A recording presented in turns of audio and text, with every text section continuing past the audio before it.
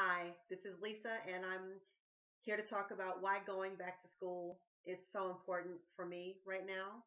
Um, I I was always a pretty a pretty good student. I loved English and loved math, and I went to a school in an excellent school system. It wasn't a prestigious or it wasn't any high and mighty school, but it was in a great place. And I remember things in school like we went into class, and this is probably third grade, went into class, and the teacher had dried apple juice, um, cut fresh apple, and probably a fourth category. And we were to try all those things, and we were to drink the juice and, chew the apple, and how does it taste, and what are the differences, and write about that, and how do you feel? I mean, like I feel that I had a great experience in school. Um, I started having troubles around junior high. I was not, I didn't get a lot of guidance and a lot of supervision during that time, frankly, for a variety of reasons. Um, but from junior high to high school, I really started to fall off. I was responsible for getting myself up and breakfast and all of that and getting to school, and somewhere between my house and school around ninth grade it started to not happen. So I ended up in continuation school in 11th grade. By the time I was in the 11th grade, I had ninth grade credits still. And if not for that continuation school, I know I would not have graduated. I am truly in debt. I feel such gratitude toward that program and that possibility for me because I was really just a young, stupid girl who was making some very bad choices. But that continuation school helped me to not have to pay for those choices forever. It was no picnic. It was rough sometimes. I was going to school in an environment where it was smaller and where I really was a little different. I had to hold my own, but tried to stay out of any trouble. And for the most part, everyone there was very nice, very welcoming.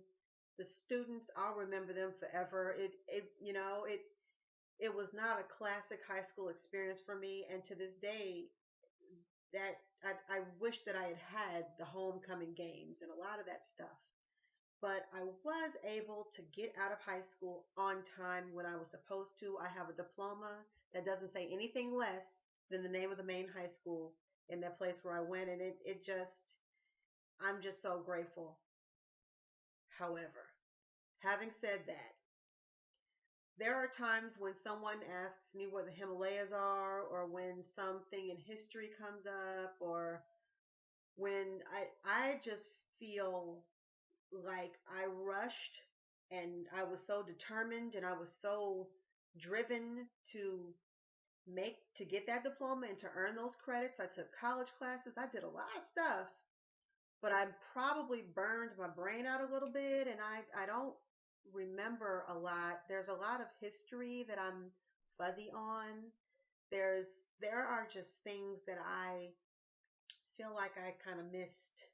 And me going to school right now, especially being able to take things like nutrition and to be able to take Microsoft Word, and in college I have much more of a choice of what I learn, and that it can count toward a degree ultimately, but that I can fill in some gaps. Whatever gaps I feel like I have, I can focus on those. And my mom, I never knew my mom, but what I know about her is that she was very driven by education, and she was from a third world country, and education was her way out.